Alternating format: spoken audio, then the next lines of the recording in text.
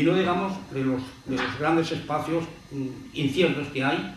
Por ejemplo, yo pienso mucho en la juventud. El tema que quizá a lo mejor aburra a la gente con ello, pero para mí el tema capital hoy es el problema de las nuevas generaciones. ¿Cómo lograr que las nuevas generaciones se empanen con nuestros ideales y los hagamos juntos? Y para eso hay que modificar muchas cosas. Y a veces hay que modificar hasta el lenguaje. Muchas veces no tenemos el lenguaje necesario y útil para hablar a la juventud. Y estamos acostumbrados a pensar que a la juventud hay que dirigirla, que hay que darle consignas, que hay que darle comunicados, en lugar de pensar que lo que hay que hacer es comunicarse. Y para comunicarse hay que hablar con la juventud de tú a tú, saber lo que quieren, lo que piensan, las inquietudes que tienen, porque si no lo sabemos no podemos descifrar los signos del futuro, porque ellos son el futuro, no nosotros. Y por eso digo que una de las cosas que a mí me preocupa es si hemos sido capaces o si vamos a ser capaces de conseguir que estas generaciones pues tomen nuestras ideas, las empuñen con fuerza y vayan adelante. Y me vais a quizá algunos estaban pensando, ves que esta juventud tiene el coco comida por el fútbol, o la juventud de la litrona y tal. Eso no es verdad. Eso no es verdad, eso pasará con algunos jóvenes. Pero en España y en el mundo hay una juventud emergente que está luchando, ahí lo hemos visto cuando salían las fotografías en la televisión, cuando la reunión del G20 en Londres, como decenas y decenas de miles rompiéndose el alma allí contra la policía. Y en España, por ejemplo, lo habéis visto aquí y lo veo yo en Madrid, cada vez que hay una gran manifestación, pues el 80% son jóvenes. Pero resulta que esos jóvenes son los que no nos votan. Y yo hablo con ellos, porque hablo mucho con la juventud, más que con mi generación, hablo mucho con la juventud. Y no nos votan porque para ellos la política es un circo, me lo dicen así con esas palabras. No es que sean jóvenes alejados de la política o insumisos, no, es que la política está muy desacreditada para ellos. Y además nos meten a todos en el mismo saco y les hablan de la historia que hay ahora en Madrid, con los espías, con la corrupción por aquí y por allá, y nos meten a todos en el mismo saco. Y yo le digo muchas veces, oye, que nosotros tenemos miles de concejales de Izquierda Unida y bastantes cientos de alcaldes, y no ha aparecido ni un solo caso de corrupción. Quizá una suerte, pues mira qué suerte. Pero ellos, los jóvenes, nos meten, repito, en el mismo saco y no quiere decir que se alejen del cambio. Al contrario, hay gente que está por el cambio. Y la prueba es que están agrupados en las ONGs, están agrupados en los movimientos ecológicos, están respondiendo a las tareas de la paz cuando hay cualquier movimiento por la paz. Es decir, hay gente que está movilizada, pero que desgraciadamente no confían en los políticos, y por eso lo primero que hay que hacer es enseñarles que todos no somos iguales, y que unos luchan por remandar la sociedad y remandarla además con remiendos de tela vieja, y otros luchamos por cambiar este mundo, el mundo que esa juventud quisiera tener. Y sobre todo es una juventud muy solidaria.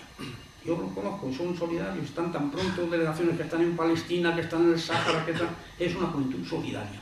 Y yo coincido con ellos porque yo creo que en el tiempo que vivimos hoy, la solidaridad no solo es la palabra más hermosa, sino es la palabra más necesaria, porque el mundo hoy es un pañuelo. Antiguamente, pues los pueblos y los seres humanos vivían muy lejos los unos de los otros. Y había un refrán que decía, eso está muy lejos de mi cama, como queriendo decir, eso a mí no me afecta directamente. Pero en nuestro tiempo, la técnica moderna ha acabado con las distancias y son muy cortos los caminos entre el Irán y nuestras casas, entre cualquier conflicto que se produzca, por lejos que esté, y la seguridad de nuestros hijos.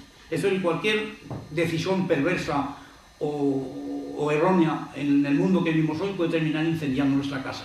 Y por eso nadie puede sentirse seguro en su pequeña libertad si considera ajena la esclavitud de los otros. En nuestro tiempo, la solidaridad es imprescindible. Como dijo un poeta francés, Paul Eluard, en nuestro tiempo hay que pasar del horizonte de uno al horizonte de todos. Y eso lo está comprendiendo la juventud.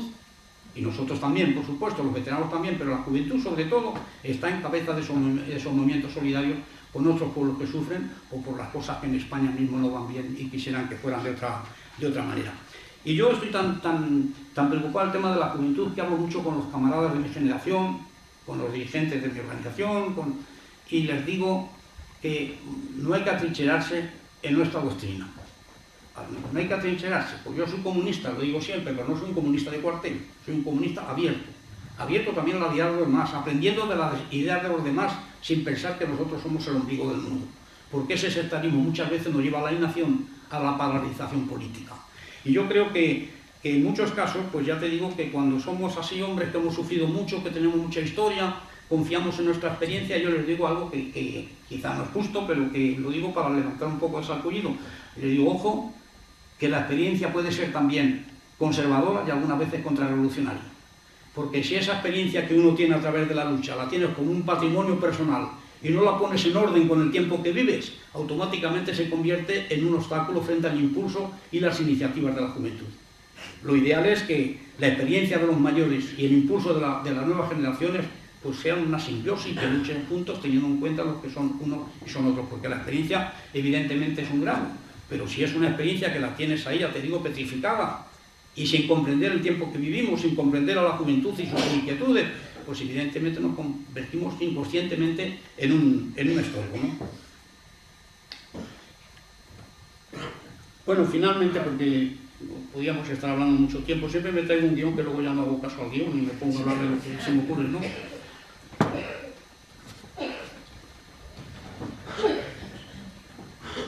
Sí, la consecuencia política que yo quería sacar de eso es que nosotros, la izquierda, como sabéis, ha sido muy reducida, se ha reducido y está también por la fuerza del capitalismo. El capitalismo, a pesar de sus crisis y de todo, ha logrado individualizarlas un poco.